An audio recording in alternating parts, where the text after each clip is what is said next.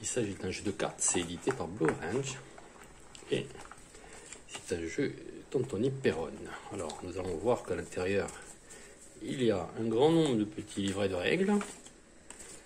Dans toutes les langues possibles, imaginables. Ça prend une bonne partie de la place à l'intérieur de la boîte. Voilà. Voilà, je débarrasse un petit peu tout ça.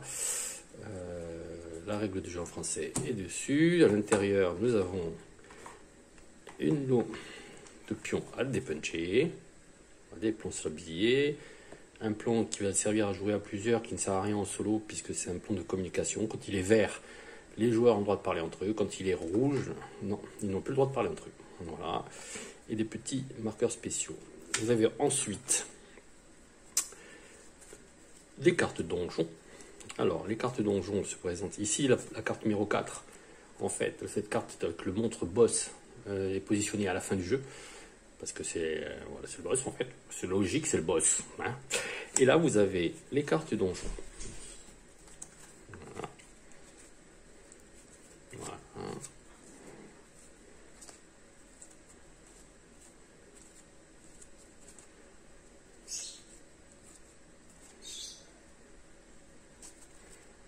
Voilà, ça c'est des cartes qu'on met de côté. Alors, vous avez différentes cartes donjon. Certaines ont des créatures. Alors, je vais montrer le système de jeu. Il est relativement simple au début. C'est très très simple.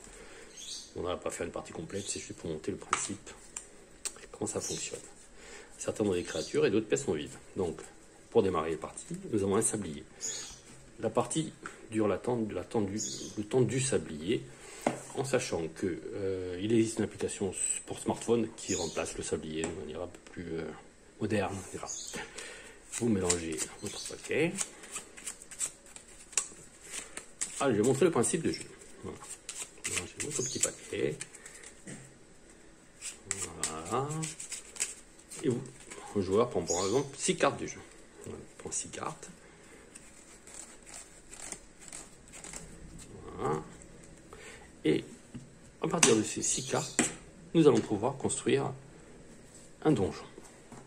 Ça, on la met à la fin du paquet, comme on a dit. Voilà. Donc, on a 6 cartes. Le but du jeu, le premier joueur va poser une carte. Voilà, par exemple, je pose une salle vide. Le joueur suivant va devoir poser une carte dans les angles. Voilà. Voilà. Par exemple. Imaginons, je le mets ici. Ça serait une très mauvaise idée. Je le mettrai ici. Pourquoi c'est une mauvaise idée? Bon, les cartes doivent être toujours posées dans le même sens. On a le droit de faire un 180 par contre. On a le droit de la poser comme ça. Mais elles doivent toujours être posées à la verticale. Voilà. Quand on pose un monstre, on pose un certain nombre de marqueurs sabliers qui sont ici dessus. Ça va être la valeur du monstre. Par contre, à chaque fois qu'on pose une carte, qu'on recouvre une carte, on vérifie le comptage de la carte en dessous. C'est-à-dire qu'ici, c'est 2 plus 2 plus 1 plus 1, c'est 6. Quand on dépasse un certain seuil, on a perdu la partie.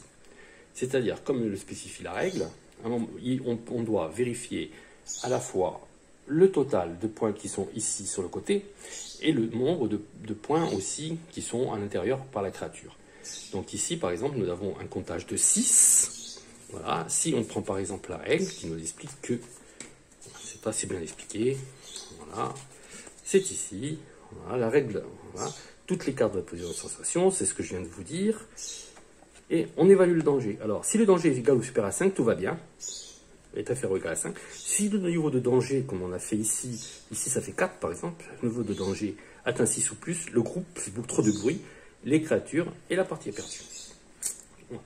Pour les créatures, bon, il n'y en avait pas, donc je ne recouvre pas, donc automatiquement, on ne résout pas ce problème. Donc ici, 6, j'ai perdu. Déjà, j'ai perdu la partie.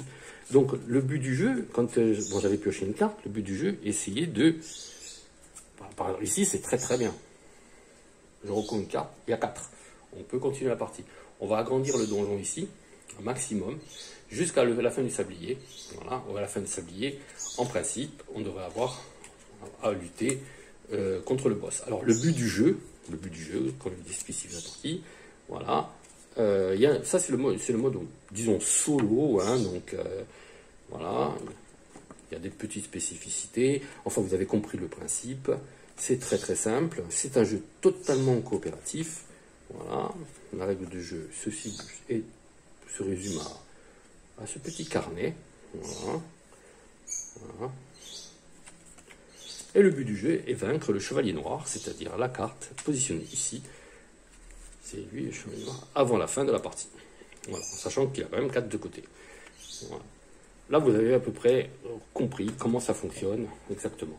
Quand on recouvre, par exemple, quand aussi j'avais recouvert une créature, imaginons je mets une créature ici, je la recouvre d'un 0, donc jusque là il n'y a pas de souci. Ok, il y avait 3 sabliers par exemple, j'aurais dû mettre 3 marqueurs sabliers ici. Voilà. Voilà. Au fur et à mesure, on va poser des pions. Bon là, comme on peut défausser les pions parce que j'ai mis une carte dessus, mais le nombre de pions est limité. Si à un moment donné dans la partie, il y a plus de pions, il n'y a plus de pions disponibles, c'est un peu comme on a perdu la partie. Voilà.